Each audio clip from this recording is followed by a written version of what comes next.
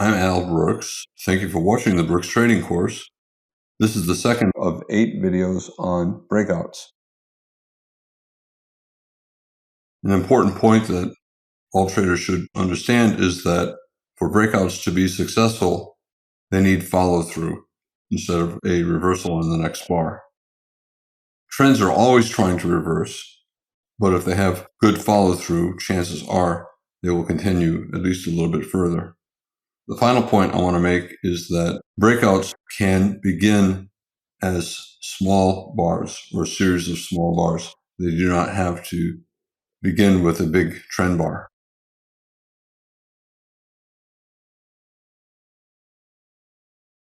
After every breakout, traders like to see confirmation. Here we have a bull channel, bear flag. I think of every bull channel as a bear flag. Every bear channel is a bull flag. In other words, a bull channel, chances are it's going to get a bear breakout. Well, here's a bear breakout. If it's only a single bear bar, chances are it's not going to lead to a reversal. It'll probably lead to a trading range, maybe another leg up.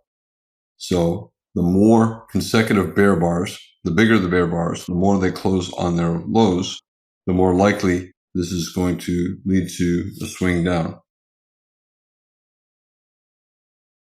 Next bar, this is the follow-through bar. The first bar is the breakout bar, and the next bar is the follow-through bar. Sometimes the follow-through bar can be the second or third or fourth bar. In any case, with a strong follow-through bar like this, bear bar closing on its low, close below the low of that bar, consecutive bear bars closing on their lows, decent-sized bodies, it increases the chances that this is a measuring gap and that it will lead to a measured move down from this high breakout point, and it fell more than a measured move down. On the other hand, here's another attempt at a bear breakout. We have an attempt here. We have another attempt here. We have a bull trend. So we have a spike, a small channel, and then we have a bear breakout. But a couple of problems with it. Tail on the bottom of the bar. And look at the follow-through bar. It's a reversal bar. This bar, tail on the bottom, not especially a big bear bar, and close at this low instead of far below that low. So the bear breakout is not very strong. And the next bar is a big bull bar closing on its high. So it's totally reversing the bear breakout. Now, remember I said that anytime I see a trend bar, up or down, I think of it as a breakout. And you can call this a breakout, or you can call it a failed bear reversal. Breakout of what? A bull flag. It's a high one bull flag. We trended up, we pulled back, and this is a high one buy signal, and we traded above it. And some bulls will buy here. Other bulls will buy above a bull bar. So a 2-bar reversal, down, up, and then they'll buy here. Main point, bear breakout, terrible follow through, unlikely to go down. Here, bear breakout, good follow through, probably get at least some follow through selling.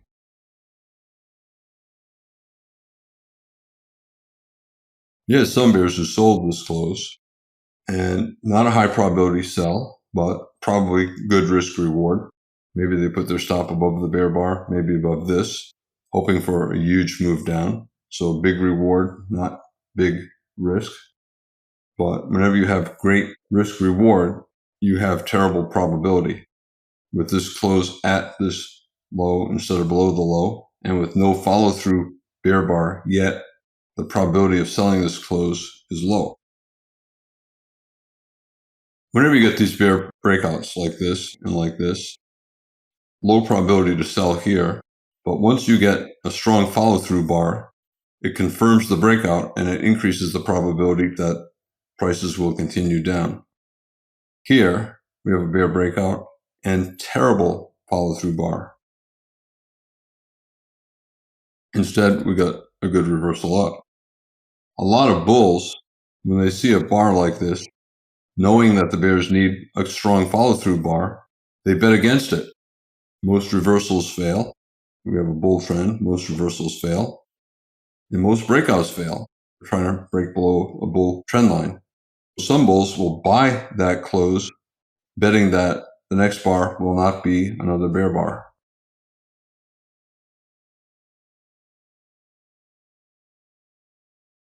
So the bulls buy that close, betting that the bears will not get their follow-through bar. Some bulls bought this close, the bears got their follow-through bar, and a lot of the bulls who bought that close exited here. And they're not going to buy again for at least several bars. That means no buyers immediately below, and the market has to go lower to find buyers. Bear breakout, the bulls know the bears need one more bar. The bulls will buy that close.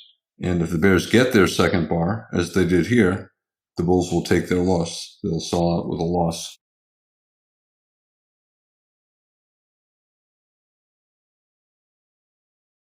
Whenever there's any kind of a breakout, traders want to see confirmation. Bear breakout, confirmation increases the probability we're going lower. Bear breakout, no confirmation. Here we got a bull breakout.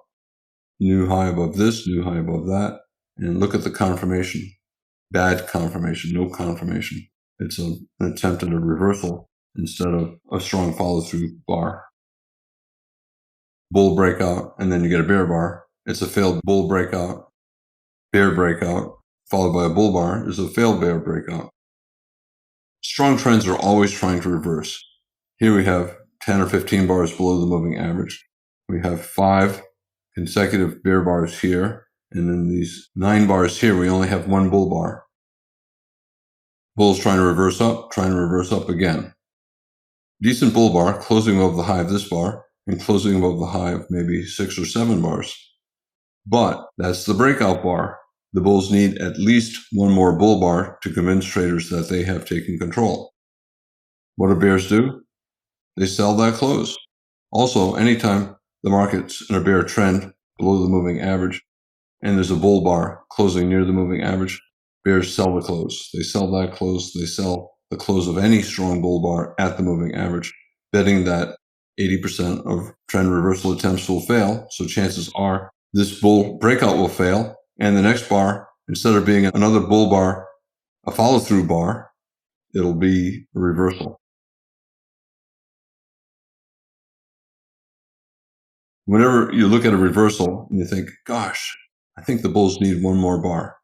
Well, bears will sell that close, betting that the bulls will not get their one more bar and that the bear trend will resume down. Same thing here. Big bull bar near the moving average. Most bull reversal attempts will fail in a reasonably strong bear trend. Fairly tight bear channel, holding below the moving average. I would rather sell the close of that bull bar than buy the close. I would bet against the bulls getting their follow-through bar. Same here, same here. And what about here? We're finally above the moving average. And we have a bull breakout above the high of the past 30 bars maybe. And we have a bull follow-through bar. Well, bears would sell that one as well, arguing, yeah, bull breakout, but look at the rally.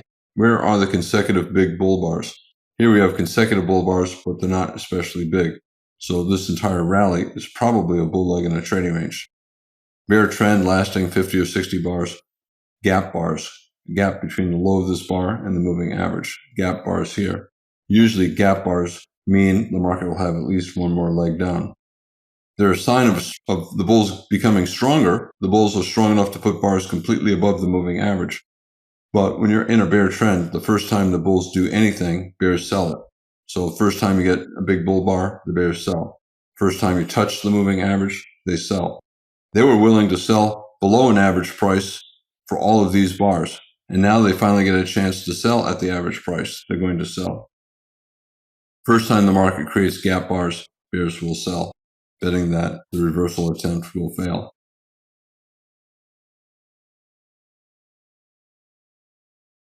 Other bears, instead of selling strong bull closes, they wait for reversals down. We have a bear trend, leg 1, pullback leg 2, bear bar closing on its low. They'll sell below the low of that bar, stop up here. They'll sell below the low of this bar, stop up here. Bulls try to reverse up, bears resume down, so they'll sell below the bull bar or below the bear bar. Some traders prefer stop entries, selling below bars once the reversal attempt up fails. Same thing here. Bears getting a breakout, but they probably need one more bar. We broke below the moving average. We broke below the low of the prior bar. We broke below this double bottom, but close at these lows instead of far below. Close off the low of the bar, not all that far below the moving average, and we're still holding above the bottom of the bull trend. If you're a trader and you're looking at that, what's more likely, that we're going to continue down or that this bear breakout attempt will fail? Probably will fail. And because of that, as soon as the bulls see this close, they hit buy the market. So they get filled either right on the close of the bar, if they buy right before the bar closes, or they get filled on the open of the next bar, betting that the breakout will fail and that maybe we're getting a higher low major trend reversal. Bull breakout, two-legged pullback, so a large high two buy, leg one, pullback, leg two. And the bulls who did take that bet, betting the bears would not get good follow-through, they won. Above the moving average for 10 or 15 bars, above a bull flag, bear channel, bull flag. Guess what happens when you get a bear reversal bar near the moving average? The opposite of what I talked about in the bear trend. The bulls will look at that and say, ha, I don't believe it. Most reversal attempts fail.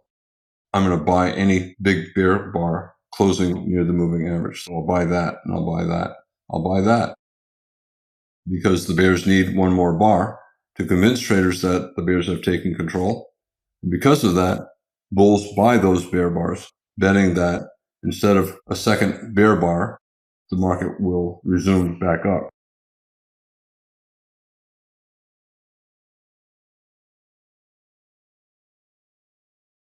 Trends constantly try to reverse.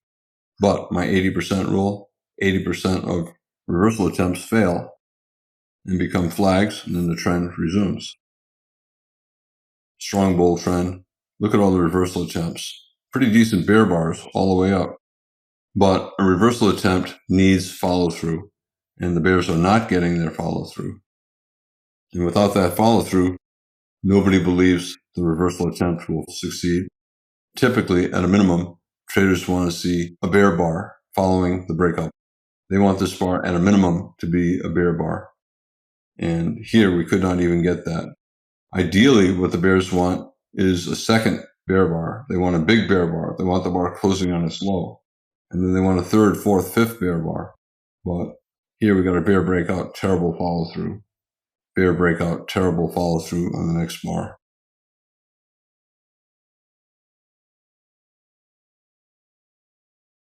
The bulls see every one of these breakout attempts as the end of a bull flag. So bull trend, bear channel, bull flag. So they look to buy a reversal up, bear breakout, bull flag. Sideways, bull flag. Pullback, bull flag. The bears see reversals, the bulls see bull flag. The bulls are looking to buy reversals up. Buying these bear closes, slightly lower probability than buying above the bull bar on the reversal up. So the market order has a lower probability of success than the stop order, but the risk is less as well. The bears are hoping for a follow-through bar. The bulls buy that bear close, and if the bears get their follow-through bar, the bulls exit. So the bulls in general are risking one bar. So aggressive bulls buy the closes, betting that the bears will fail to get their follow-through selling. And other bulls who want slightly higher probability, they're willing to pay for it with slightly greater risk to stop being further away, but it's still just as valid as taking the more aggressive buy at the bear close. One has better probability with worse risk reward. The other has better risk reward and lower probability. A chart is made up of price and time axes. And sometimes a trend can begin more with time than with price. So sometimes the breakout can be small, but it can still lead to a big trend. So here we have a wedge bottom bear channel. Think of it as a bull flag, 75% chance we're going to get a bull breakout. Well, this is the bull breakout. And at this point, it does not look remarkable, but this is what followed. So a lot of times, even a single bull bar can be the start of a big trend. So we got a bull bar, We got a follow-through bar here, good for the bulls, but it's just a doji. It really didn't get clear until here, where we had a pair of consecutive bull bars closing near their highs. But in any case, a big bull trend can begin with a very small trend. Sometimes a single bull trend bar can be the start of a trend, and then sometimes a series of bull trend bars can be the start of a trend. Look at this. From this bar to that bar, no pullback, so it's about a 10-bar bull microchannel. On a higher time frame chart, this entire rally is a breakout. So if this is a 15-minute chart, on a 60-minute chart, or a 2-hour chart, or a 3-hour chart, it would simply be 1, 2, or 3 big bull bars closing on their highs. Sometimes a single bull bar can be the start of a breakout. Sometimes a series of bull bars can be the start of a breakout. All trends are in channels. This is a very tight bull channel, but this bull trend is in a channel. This is, on the left, a bear channel. Now, all reversals are breakouts. Here we have a small bull reversal. And is it a breakout? Well, it is. It's a break above the bear trend line, so it's a break above the channel. And it's also a wedge bottom, or you could say a double bottom with a failed breakout, which is a type of wedge bottom. So every reversal is a breakout of something, even if it's not clear. When you get follow-through buying like this, I view this as a give-up series of bars. The bears are giving up. What happens is you get bears who doubt the bull breakout will succeed, and they sell more higher. And at some point, they conclude that they're going to lose money, so they give up. And this pair of bull bars, consecutive bull bars, gap below that bar, the high of this bar. This is probably the give up bar where the bears gave up. They bought back their shorts. And it's also probably where the bulls who are waiting for high probability bought. And you have bulls buying here, and you have bears buying here, and both are buying aggressively. The bears are desperate to get out of their losing trade before the loss becomes too big. And the bulls at this point realize the market has a high probability of going higher, so they're buying aggressively. And this is what followed. And it created a big bull breakout. Give up bars, the bears finally giving up, taking their losses. And the bulls know the bears are doing that, and the bulls buy aggressively because they know if the bears are buying back their shorts, the bears are not going to sell again 1 or 2 bars later. They'll wait for at least several bars. So it's a high probability buy. 60% or higher that there'll be at least some kind of a measured move up, maybe a measured move based upon the height of this trading range. It obviously went much higher than that, but the context is good for the bulls, and they have a good breakout and a good follow-through bar. Chances are 60% we're going up for some kind of a measured move.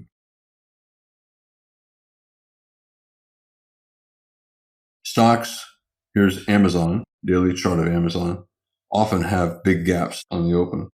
This day opened far below the low of that day. You can see there are just gaps in many different places on the chart.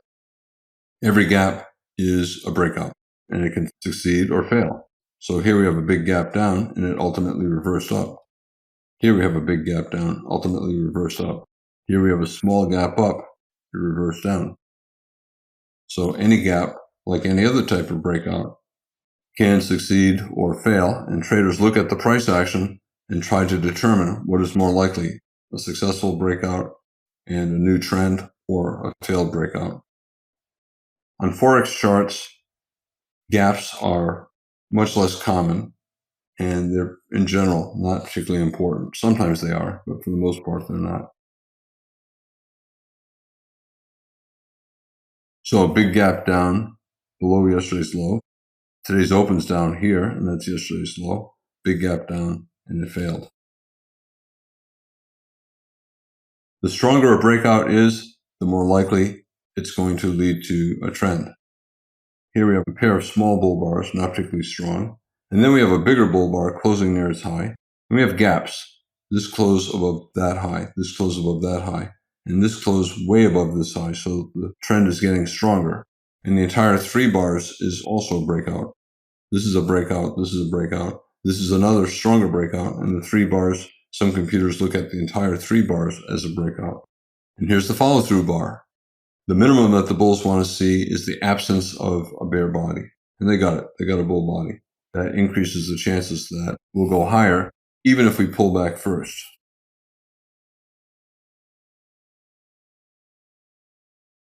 They got additional follow-through buying here, and then continued follow-through buying for the next 20 bars.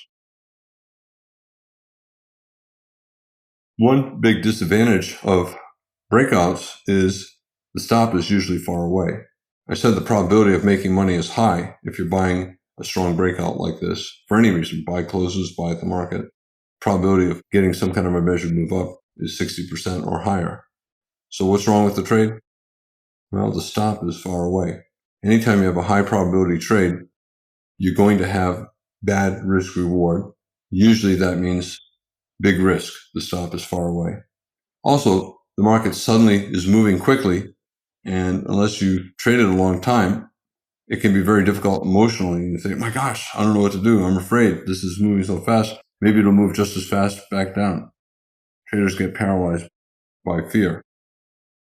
One of the important things in this course that I talk about all the time is that you're always looking for reasons to trade. There's lots of trading taking place on every bar, on every chart. But a lot of times you don't know what to do. Do I buy at the market? Well, it's good to have behaviors that are fairly easy to execute. And here, this is a good buy the close bull trend. So as soon as you see a bull close, you can buy. If you did not buy that one, if you see another one, buy. If you did not take those two and you see a third one, just hit buy the market and put your stop in the right place. Since your risk is big, you have to trade small. If you're starting out, you look at this and, Al's giving me good advice. I can just buy these closes, put my stop down here, and 60% chance I'm going to get a measured move up. So if I buy here, here's my risk, 60% chance we're going higher. If I buy here, here's my risk, 60% chance we'll get to a measured move based upon this close. Every step of the way. If you buy here, 60% chance it'll go up for a measured move. If you buy here, the breakout's even bigger. So now the target is even higher. If you buy here, the risk is bigger. It's a logical buy. Chances are the target now is even higher. It looks easy to do, right? But it's hard to do emotionally. And it takes a while to get used to it. And the most important thing is to trade the I don't care size. You trade small enough so that you truly do not care if you lose. I always talk about risk. Risk usually means price, dollars, but a component of that can be time. If you feel rushed into making a decision and it interferes with your ability to make the decision, that is risk. So if you feel pressured, you think that the chance of making a bad decision is higher, that is risk. Now, let's say you buy for any reason. Where do you exit? Well, as long as your premise is still valid, you can just keep holding. Some traders will exit and they'll just scalp and buy again, scalp, buy again and scalp. But most traders cannot get back in once they get out. So whenever you have a strong breakout, it's usually better just to put the appropriate stop down there and wait until the trend is no longer a trend. Wait until your premise looks like it's no longer valid and then get out.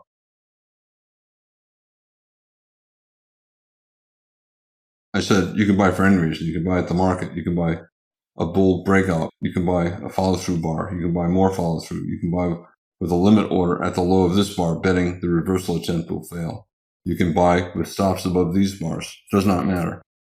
But because the stop is far away, you have to trade small. And a strong bull trend has a high probability of continuing up. So the later you enter, the higher up you're being forced to buy. You always have to be thinking out your position size, and you have to adjust it based upon your stop. If you're thinking also that, hey, I'm going to buy this close, and if it drops all the way down here, I'm going to buy more, then you have to do the math and pick a position size that's small enough so that if you buy and buy more lower and get stopped out, you do not lose more than on any other trade. Then profit target on a high probability trade, all you need is a reward equal to 1 times your actual risk. Your initial risk is here. But if you bought here, the market kept going up, your initial risk was just a tiny bit. Do you get out that tiny bit higher? No, because there's always a minimum. Well, in a Forex market, you never want to take less than a 10 pip profit on a 5-minute chart. And in the E-mini, you never want to get out with less than a point. But again, when you have a 60% chance of a measured move up, I would not recommend scalping. Unless you're really good at getting back in, I would just buy and hold.